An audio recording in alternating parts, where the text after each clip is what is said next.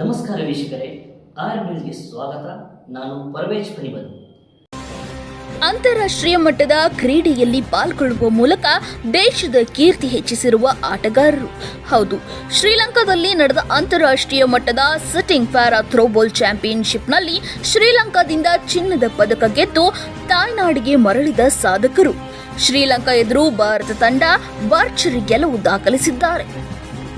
ಈ ತಂಡದಲ್ಲಿ ಬೆಳಗಾವಿಯ 7 ಕ್ರೀಡಾಪಟುಗಳು ಇದ್ದಿದ್ದು ಬೆಳಗಾವಿಗೆ ಹೆಮ್ಮೆ ತಂದಿದೆ.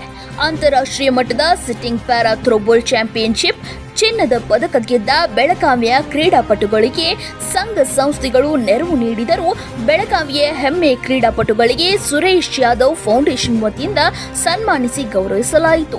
ಇನ್ನಾದರೂ ಸರ್ಕಾರ ಇಂಥ ಸಾಧಕರಿಗೆ ಗುರುತಿಸಿ ಗೌರವಿಸುವ ಕೆಲಸ ಮಾಡಬೇಕು ಎಂಬುದು ಸಾರ್ವಜನಿಕರ ಅಭಿಪ್ರಾಯವಾಗಿದೆ. ಕಷ್ಟ ಆಗಿತ್ತು, ಕೊನೆಗೂ ಫೈನಲ್ ಗೆದ್ದು ಬಂದು ಏನು ಹೇಳಿದ್ರು?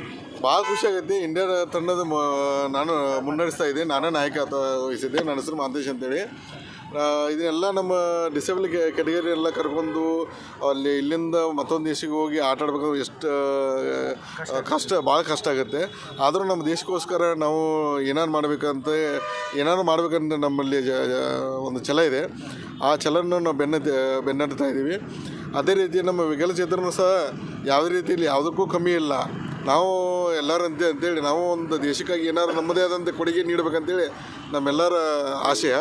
ಅದರಂತೆ ನಾವು ಅಂತಾರಾಷ್ಟ್ರೀಯ ಮಟ್ಟದಲ್ಲಿ ಈ ಮಟ್ಟಕ್ಕೆ ಬರಲಿಕ್ಕೆ ಸಾಧ್ಯ ಆಯಿತು.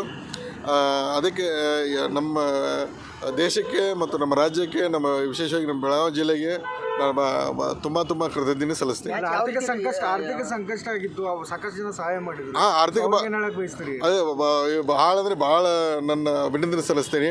ನಾನು ಇಂಡಾಲ್ಕೋ ಕಂಪ್ನಿ ಆಗಿರ್ಬೋದು, ವೇಗಾ ಕಂಪ್ನಿ ಆಗಿರ್ಬೋದು, ನಮ್ಮ ಸುರೇಶ್ ಯಾದವ್ ಫೌಂಡೇಶನ್ ವತಿಯಿಂದ ಆಗಿರ್ಬೋದು, ಹಾಗೆ ನಮ್ಮ ಗೋರೇಶಿ ಡಾಕ್ಟರ್ ಮಂಜುನಾಥ್ ಗೋರೇಶಿ ಸರ್ ಆಗಿರ್ಬೋದು, ನಮ್ಮ friend circle, Facebook friend circle ಆಗಿರ್ಬೋದು, ಮತ್ತು ನಮ್ಮ ಗುಜರಾತಿ ನವರಾತ್ರಿ ಉತ್ಸವ ಮಂಡಳಿ ಆಗಿರ್ಬೋದು, ನಮ್ಮ KL ಹಾಸ್ಪಿಟಲ್ ಡಾಕ್ಟರ್ MV ಜಾಲಿ ಸರ್ ಆಗಿರ್ಬೋದು, ನಮಗೆ ಎಲ್ಲರೂ ಆರ್ಥಿಕವಾಗಿ ಹೆಲ್ಪ್ ಮಾಡಿದ್ದಾರೆ. ಇನ್ನೂ ಸಹ ನಮ್ಗೆ ಈ ಟೈಪ್ ಏನಾರು ನಮಗೆ ಬೆನ್ನೆಲುಬಾಗಿ ನಿಂತರೆ ಇನ್ನೂ ಸಹ ನಮ್ಮ ದೇಶಕ್ಕಾಗಿ ನಾವು ಅಂತಾರಾಷ್ಟ್ರೀಯ ಮಟ್ಟದಲ್ಲಿ ಒಲಿಂಪಿಕ್ ಆಡಬೇಕನ್ನೋ ನಮ್ಮ ಎಲ್ಲರಿಗೂ